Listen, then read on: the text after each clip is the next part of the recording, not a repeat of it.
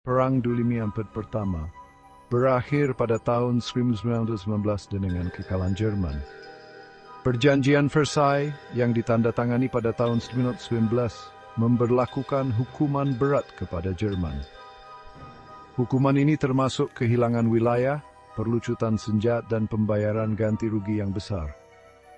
Rakyat merasa terhina dan dikhianati oleh perjanjian tersebut. Mereka membenci sekutu atas apa yang mereka anggap sebagai perlakuan tidak adil. Jerman menghadapi kesulitan ekonomi yang parah setelah perang. Hiperinflasi melumpuhkan ekonomi, memusnahkan tabungan, dan menciptakan pengangguran yang meluas. Jalinan sosial masyarakat Jerman tercabik-cabik. Orang-orang sangat membutuhkan kepemimpinan yang kuat dan kembalinya stabilitas. Lanskap politik di Jerman sangat tidak stabil. Banyak partai politik bermunculan, masing-masing dengan visinya sendiri untuk masa depan negara. Republik Weimar yang didirikan pada 1919 berjuang untuk menjaga ketertiban dan memerintah secara efektif. Kombinasi kesulitan ekonomi, ketidakstabilan politik, dan kerusuhan sosial menciptakan lahan subur bagi gerakan ekstremis. Setelah Perang Dunia A, ideologi ekstremis mendapatkan daya tarik di Jerman. Nasionalisme yang menekankan patriotisme ekstrem dan persatuan nasional menemukan lahan subur di antara penduduk yang mencari rasa memiliki dan kebanggaan. Banyak orang Jerman merasa bahwa negara mereka telah diperlakukan tidak adil oleh para pemenang perang. Mereka ingin mengembalikan Jerman ke kejayaannya semula. Kelompok-kelompok sayap kanan yang dipicu oleh kebencian dan kemarahan mempromosikan otoritarianisme dan militerisme. Mereka menyalahkan Republik Weimar atas kemalangan Jerman, termasuk Perjanjian Versailles yang memalukan. Kelompok-kelompok ini memanfaatkan kesulitan ekonomi dan kerusuhan sosial yang meluas untuk mendapatkan dukungan. Pesan mereka beresonansi dengan mereka yang merasa bahwa Jerman membutuhkan pemimpin yang kuat untuk memulihkan ketertiban dan kebanggaan nasional. Partai Nazi, sebuah kelompok pinggiran dengan ideologi radikal dan penuh kebencian, muncul di lingkungan yang bergejolak ini. Dipimpin oleh Adolf Hitler, seorang individu yang karismatik tetapi sangat terganggu, Nazi mengeksploitasi rasa dendam dan keputusasaan yang ada. Mereka menawarkan solusi sederhana untuk masalah yang kompleks. Retorika Hitler yang dibumbui dengan nasionalisme, antisemitisme, dan janji-janji untuk kembali ke kejayaan beresonansi dengan segmen populasi yang terus bertambah. Nazi dengan terampil dengan perubahan dan membitisi dan membombardasi kekuasaan mereka. Partai Nazi, awalnya disebut Partai Buruh Jerman, muncul setelah Perang Dunia I sebagai kelompok kecil dan tidak signifikan dengan campuran ide-ide nasionalis dan sosialis yang membingungkan. Anggota awalnya sebagian besar adalah veteran yang tidak puas dan mereka yang merasa terombang-ambing dalam kekacauan Jerman pasca perang. Tahun-tahun awal partai ditandai oleh pertengkaran internal dan kurangnya arahan yang jelas. Kedatangan Adolf Hitler pada tahun 1921 mengubah partai. Hitler, seorang pembicara yang karismatik dengan bakat mengeksploitasi ketakutan dan prasangka orang dengan cepat naik pangkat. Dia menyadari kekuatan propaganda dan demonstrasi massa, menggunakannya secara efektif untuk menyebarkan pesan Nazi. Pidato-pidato Hitler yang seringkali disampaikan dengan bakat teatrikal beresonansi dengan mereka yang merasa dikhianati oleh pemerintah Weimar dan dipermalukan oleh kekalahan Jerman dalam perang. Dia memanfaatkan kebencian yang meluas terhadap Perjanjian Versailles dan berjanji untuk mengembalikan Jerman ke kejayaannya semula. Platform Partai Nazi, sebagaimana digariskan dalam program 25 poin tahun 1925, menggabungkan retorika nasionalis dengan janji-janji kebangkitan ekonomi. Nazi menarik spektrum masyarakat Jerman yang luas, mengeksploitasi kecemasan ekonomi, perpecahan sosial, dan kerinduan akan kepemimpinan yang kuat. Mereka berjanji untuk menciptakan lapangan kerja, memulihkan hukum dan ketertiban, dan membangun kembali militer. Pesan Nazi, betapapun penuh kebencian dan memecah belah, menemukan audiens yang menerima di masyarakat yang bergulat dengan ketidakpastian dan keputusasaan. Pertumbuhan partai awalnya lambat, namun krisis ekonomi, depresi hebat memberikan kesempatan emas bagi Nazi untuk mengeksploitasi kesulitan yang meluas dan memanfaatkan ketidakmampuan pemerintah yang dirasakan untuk mengatasi penderitaan rakyat Jerman. Ketika pengangguran melonjak dan bisnis gagal, Nazi menampilkan diri mereka sebagai penyelamat bangsa. Mereka menjanjikan kembalinya kemakmuran dan kebanggaan nasional, menarik semakin banyak orang Jerman yang kecewa pada tujuan mereka. Kebangkitan Partai Nazi ke posisi terkemuka bukanlah sesuatu yang tak terelakkan atau semata-mata hasil dari karisma Hitler. Itu adalah proses yang kompleks yang melibatkan manuver politik, intimidasi, dan eksploitasi masyarakat yang sangat terpecah belah. Nazi memanfaatkan kelemahan Republik Weimar fragmentasi lanskap politik Jerman. Mereka menampilkan diri mereka sebagai kekuatan yang kuat dan tegas, mampu memulihkan ketertiban dan kebanggaan nasional. Pesan mereka beresonansi dengan mereka yang mendambakan kembalinya stabilitas dan kebanggaan. Kecemerlangan strategis Hitler terletak pada kemampuannya untuk mengeksploitasi mekanisme demokrasi untuk merusaknya. Nazi berpartisipasi dalam pemilihan umum, secara bertahap meningkatkan representasi mereka di Reichstag, Parlemen Jerman. Mereka menggunakan platform politik mereka yang berkembang untuk menyebarkan propaganda mereka, menyerang lawan-lawan mereka, dan menabur perselisihan. SA, sayap paramiliter partai, meneror lawan politik dan mengintimidasi pemilih, menciptakan atmosfer ketakutan dan intimidasi. Titik balik terjadi pada tahun 1933 ketika Presiden Paul von Hindenburg, di bawah tekanan dari politisi konservatif yang percaya bahwa mereka dapat mengendalikan Hitler, mengangkatnya sebagai kanselir Jerman. Elit konservatif ini meremehkan ambisi dan kekejaman Hitler. Mereka percaya bahwa mereka dapat menggunakannya untuk memajukan kepentingan mereka sendiri. Gagal untuk mengakui bahwa mereka menyerahkan kendali kekuasaan kepada seorang demagog yang akan segera membongkar fondasi demokrasi Jerman. Dalam beberapa minggu setelah pengangkatannya, Hitler bergerak cepat untuk mengkonsolidasikan kekuasaannya. Kebakaran Reichstag, api yang mencurigakan yang menghancurkan gedung parlemen, memberikan dalih bagi Nazi untuk menindak lawan-lawan mereka. Menyalahkan api pada komunis, Hitler menggunakan insiden itu untuk membenarkan penangguhan kebebasan sipil dan penangkapan musuh politik. UU Pemberian Wewenang yang disahkan oleh Reichstag yang ketakutan pada bulan-bulan Maret 1933 secara efektif memberikan kekuasaan diktator kepada Hitler, menanda Beichspielbei Weimarnichi Najgrimith.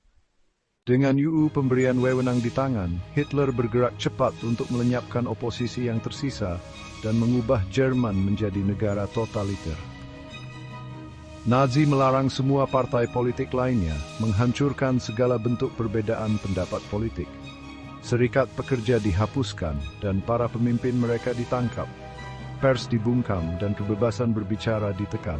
Jerman dengan cepat diubah menjadi negara satu partai, di mana segala bentuk oposisi disambut dengan represi brutal. Malam Pisau Panjang, sebuah pembersihan yang terjadi pada bulan Juni 1934, memperkuat cengkeraman Hitler pada kekuasaan.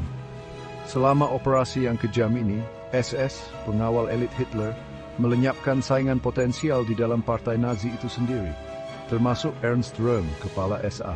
Pembersihan tersebut secara efektif menghilangkan perbedaan pendapat internal dan menunjukkan kekejaman yang akan dilakukan Hitler untuk menghadapi segala ancaman yang dirasakan terhadap otoritasnya. Itu juga mengirimkan pesan mengerikan kepada rakyat Jerman, oposisi terhadap rezim Nazi tidak akan ditoleransi. Dengan semua oposisi dihancurkan, Hitler dan Nazi bergerak untuk membangun kendali penuh atas masyarakat Jerman. Mereka menerapkan sistem teror dan propaganda, menggunakan Gestapo, polisi rahasia, dan SS untuk membungkam perbedaan pendapat dan menanamkan rasa takut. Propaganda yang disebarluaskan melalui media yang dikendalikan negara, mengagungkan Hitler dan partai Nazi, mempromosikan kultus individu di sekitar Führer. Pendidikan berada di bawah kendali ketat Nazi, dengan anak-anak diindoktrinasi sejak usia dini dengan ideologi Nazi. Nazi berusaha untuk menciptakan masyarakat Arya yang murni secara ras, menganiaya orang Yahudi, Roma, homoseksual, dan siapapun yang dianggap tidak layak untuk Jerman baru. Hukum Nuremberg yang diberlakukan pada tahun 1935 melucuti kewarganegaraan orang Yahudi dan memberlakukan pembatasan ketat pada kehidupan mereka. Holocaust, genosida sistematis terhadap 6 juta orang Yahudi, akan menjadi manifestasi paling mengerikan dari ideologi Nazi.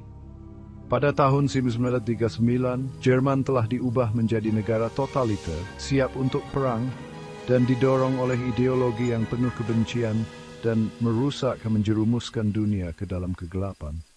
Melawan Perjanjian Versailles yang telah memberlakukan pembatasan ketat pada kemampuan militer Jerman, Hitler memulai program persenjataan kembali secara besar-besaran.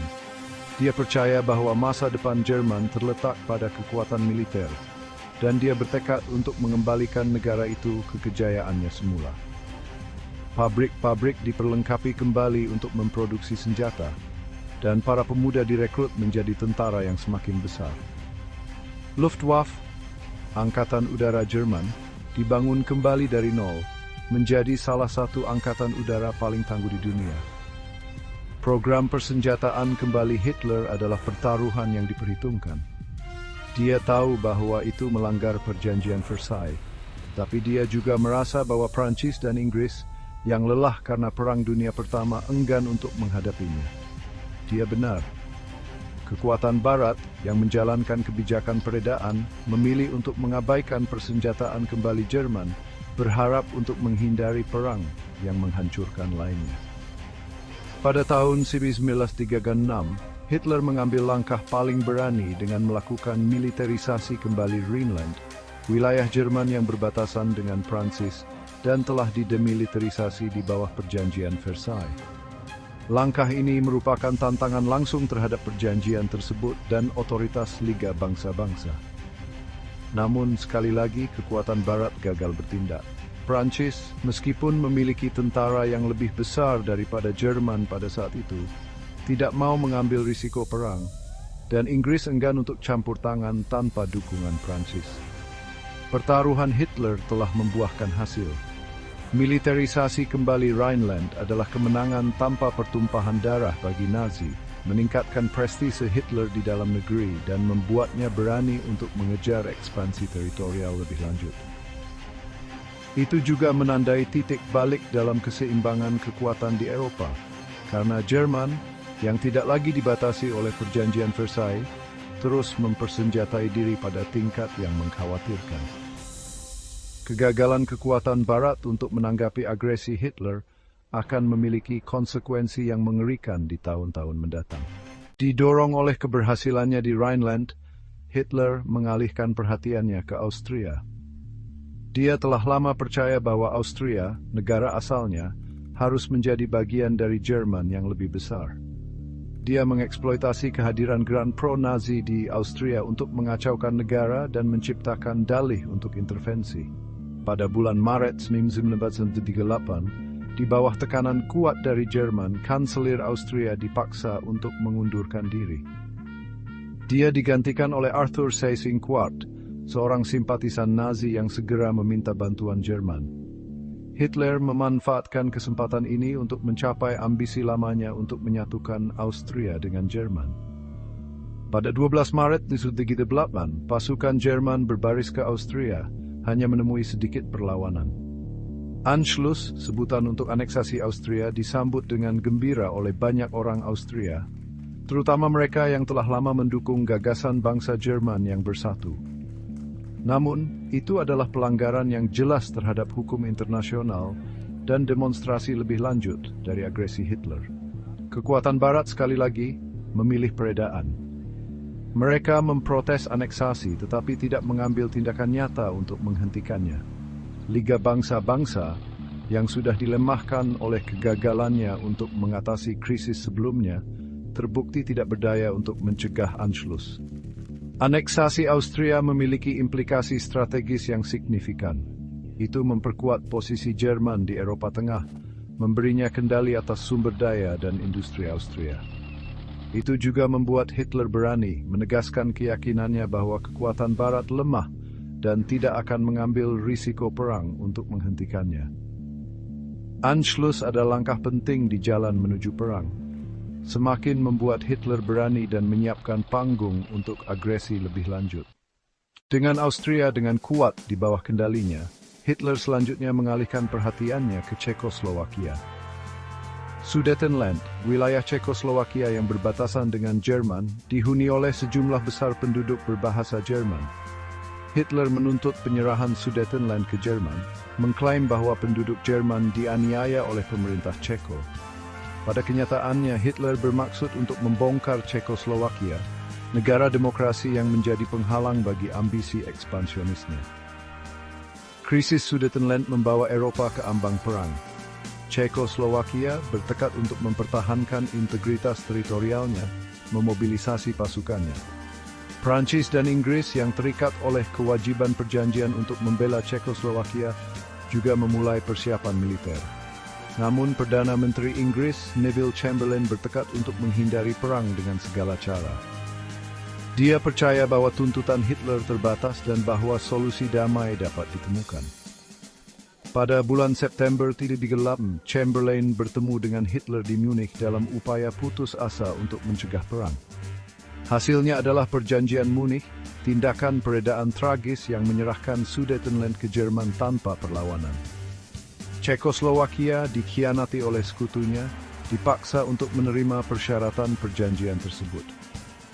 Chamberlain, sekembalinya ke London, dengan terkenal menyatakan bahwa dia telah mencapai perdamaian untuk zaman kita. Dia salah besar. Perjanjian Munich adalah kemenangan gemilang bagi Hitler.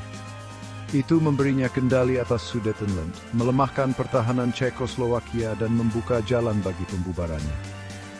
Itu juga membuat Hitler berani menegaskan keyakinannya bahwa kekuatan Barat lemah dan tidak mau berjuang untuk prinsip-prinsip mereka. Perjanjian Munich secara luas dipandang sebagai tindakan peredaan yang menghancurkan, membuat Hitler berani dan membuat perang tidak dapat dihindari.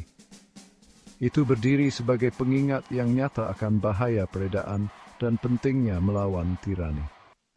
Perjanjian Munich, jauh dari memuaskan ambisi Hitler, hanya mengasah seleranya untuk menaklukkan. Dengan Sudetenland dengan aman di bawah kendalinya, Hitler mengalihkan perhatiannya ke seluruh Cekoslowakia. Pada bulan Maret 1939, pasukan Jerman berbaris ke Praha, secara efektif membubarkan negara Cekoslowakia dan menunjukkan kegagalan total peredaan. Kekuatan Barat meskipun marah dengan agresi Hitler yang terang-terangan tidak melakukan apapun untuk campur tangan. Didorong oleh kemenangannya yang tanpa pertumpahan darah, Hitler mengarahkan pandangannya ke Polandia. Dia menuntut kembalinya kota bebas Danzig yang telah dipisahkan dari Jerman setelah Perang Dunia II, dan koridor melalui wilayah Polandia untuk menghubungkan Jerman dengan Prusia Timur. Polandia, yang didukung oleh jaminan dukungan dari Inggris dan Prancis, menolak untuk menyerah pada tuntutan Hitler. Hitler yakin bahwa kekuatan Barat hanyalah gertakan dan tidak ada tindakan, memerintahkan jenderalnya untuk mempersiapkan invasi ke Polandia. Pada tanggal 1 September 1939, pasukan Jerman yang dipelopori oleh divisi Panzer dan didukung oleh Luftwaffe menyerbu perbatasan Polandia. Invasi ke Polandia menandai dimulainya Perang Dunia II. Tentara Polandia, meskipun dengan berani melawan serangan Jerman, tidak cocok dengan senjata dan mobilitas Wehrmacht yang unggul. Angkatan udara Polandia dihancurkan dan Warsawa, ibu kota Polandia, menjadi sasaran pemboman udara yang brutal. Pada tanggal 3 September 1939, setelah Jerman gagal menanggapi ultimatum mereka untuk menghentikan permusuhan, Inggris dan Prancis mendeklarasikan perang terhadap Jerman. Namun, deklarasi perang mereka terdengar hampa, karena tidak satu pun negara berada dalam posisi untuk memberikan bantuan militer langsung ke Polandia. Kampanye Polandia akan terbukti menjadi demonstrasi brutal dari efektivitas taktik Blitzkrieg Jerman, kombinasi dari serangan lapis baja yang cepat, kekuatan udara yang luar biasa, dan infanteri mekanis yang akan segera menguasai sebagian besar Eropa. Dengan Polandia hancur di bawah beban Blitzkrieg, Hitler mengalihkan perhatiannya ke barat. Pada bulan April 1940, pasukan Jerman melancarkan serangan mendadak ke Denmark dan Norwegia dengan cepat menguasai kedua negara. Denmark menyerah dalam beberapa jam, dan Norwegia jatuh setelah kampanye singkat tetapi sengit. Kampanye Skandinavia menunjukkan efektivitas operasi gabungan Jerman dengan Luftwaffe dan Kriegsmarine. Angkatan Laut Jerman memainkan peran penting dalam kemenangan cepat. Pada 10 Mei 1940, Wehrmacht melepaskan amarahnya sepenuhnya di Eropa Barat. Pasukan Jerman melewati garis Maginot yang dibentengi dengan ketat, menyerbu hutan Ardennes, membuat pasukan Prancis dan Inggris lengah. Kecepatan dan keganasan gerak maju Jerman menghancurkan garis sekutu yang mengarah pada mundur yang kacau menuju Selat Inggris. Evakuasi Dunkirk, operasi putus asa yang menyelamatkan lebih dari 300.000 tentara Inggris dan Prancis dari pantai Prancis, merupakan bukti ketahanan Inggris tetapi juga kekalahan strategis. Pada 22 Juni 1940, Prancis terpaksa menandatangani gencatan senjata dengan Jerman. Kejatuhan Prancis, kekuatan militer utama, mengirimkan gelombang kejut ke seluruh dunia. Inggris yang sekarang berdiri sendiri melawan mesin perang Nazi, bersiap untuk invasi Jerman. Pertempuran Inggris, pertempuran udara epik yang berkecamuk di langit di atas Inggris pada musim panas dan musim gugur tahun 1940, adalah momen penting dalam Perang Dunia II. Luftwaffe, yang bertugas menghancurkan angkatan udara kerajaan dan membuka jalan bagi invasi Jerman, melancarkan serangan tanpa henti di lapangan udara, stasiun radar, dan kota-kota Inggris. Namun, RAF dibantu oleh sistem radar yang canggih dan didukung oleh keberanian dan tekad para pilotnya, melawan dengan keuletan yang luar biasa. Pertempuran Inggris adalah perselingkuhan yang ketat dengan kerugian besar di kedua belah pihak. Namun, RAF akhirnya menang, menimbulkan banyak korban di Luftwaffe dan memaksa Hitler untuk menunda rencananya untuk invasi ke Inggris. Pertempuran Inggris menandai titik balik dalam perang. Itu adalah kekal besar persamaan Jerman dan kemenangan penting bagi sekutu. Itu menunjukkan bahwa pasukan Hitler tidak terkalahkan dan bahwa Inggris jauh dari dikalahkan, bertekad untuk terus berjuang. Pada musim panas Perang 1941, percaya diri dengan keunggulan militernya dan didorong oleh ambisi ideologisnya, Hitler membuat keputusan yang menentukan dia memerintahkan invasi ke Uni Soviet. Operasi Barbarossa, sebutan untuk invasi tersebut, adalah pertaruhan kolosal yang pada akhirnya akan menentukan nasib ketiga. Hitler percaya bahwa Uni Soviet meskipun ukuran dan sumber dayanya yang sangat besar, adalah raksasa dengan kaki tanah liat yang akan runtuh di bawah kekuatan Wehrmacht. Pada 22 Juni 1941, pasukan Jerman bersama dengan sekutu poros mereka melancarkan serangan mendadak ke Uni Soviet, membuat Stalin dan Tentara Merah lengah.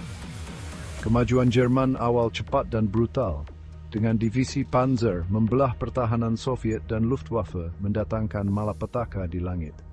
Tentara Merah terhambat oleh kepemimpinan yang buruk, peralatan yang tidak memadai, dan pembersihan perwira berpengalaman di tahun-tahun sebelumnya, terguncang di bawah serangan gencar.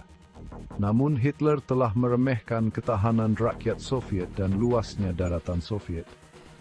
Ketika Jerman maju lebih dalam ke wilayah Soviet, mereka menghadapi perlawanan sengit dari Tentara Merah dan dari pejuang partisan yang beroperasi di belakang garis musuh.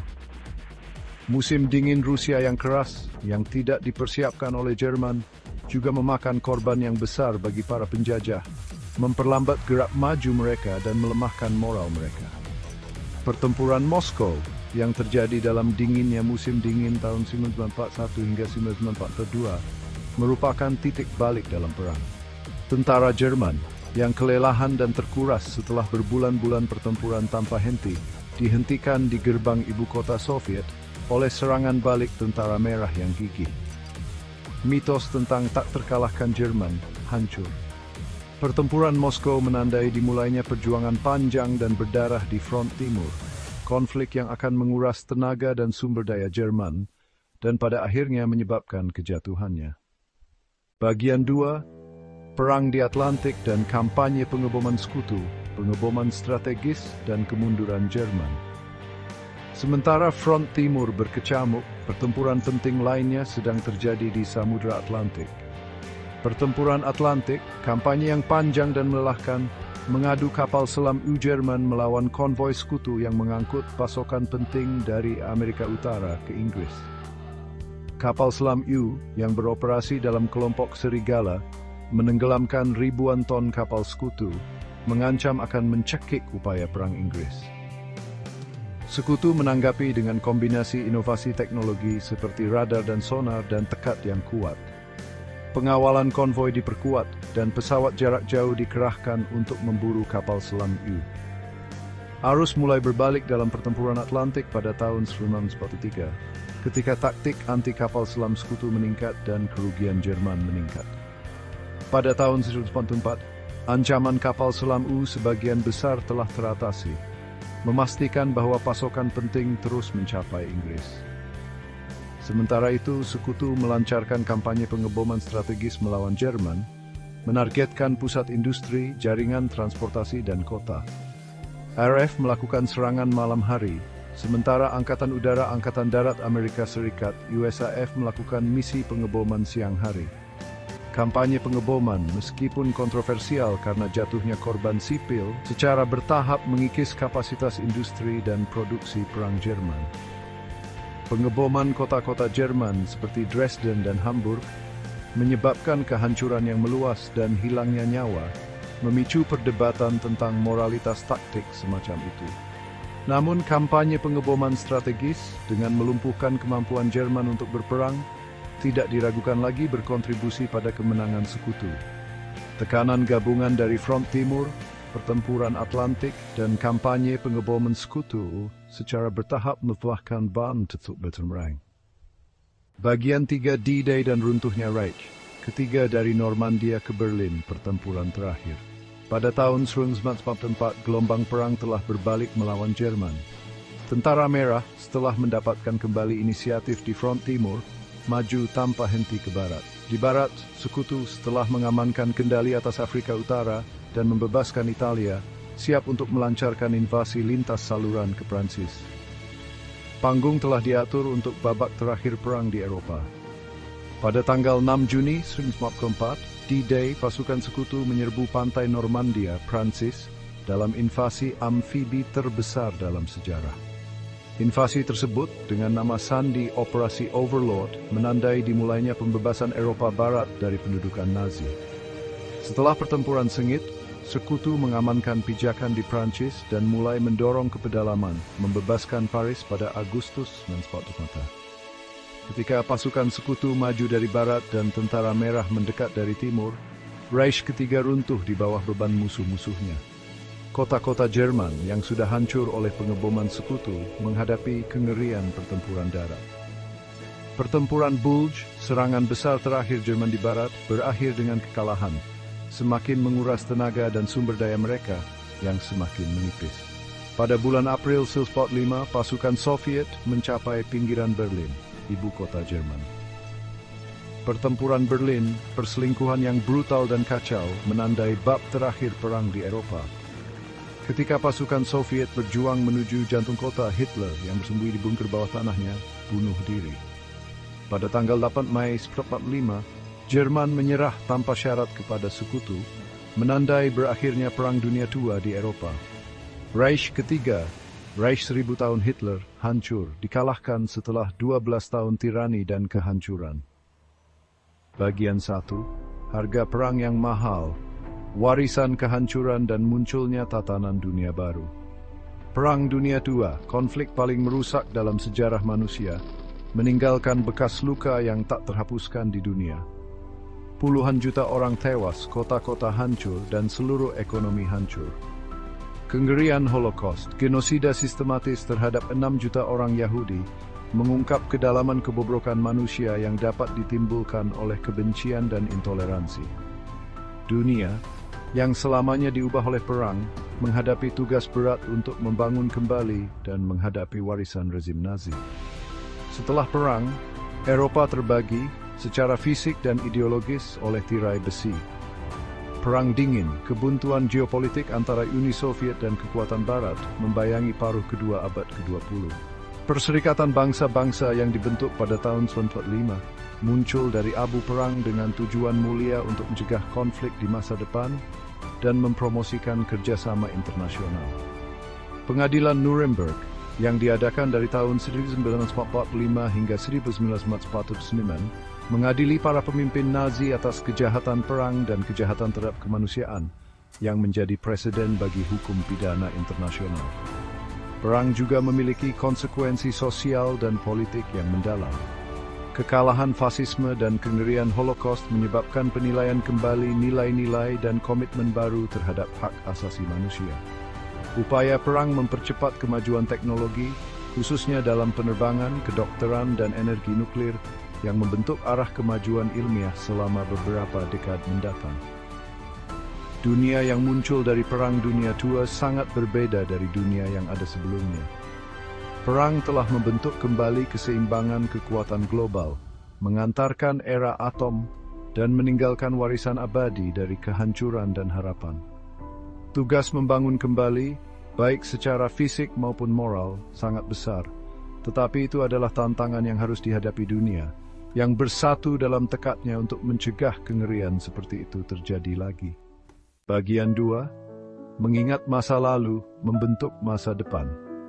Pelajaran dari jurang maut dan pentingnya kewaspadaan yang abadi.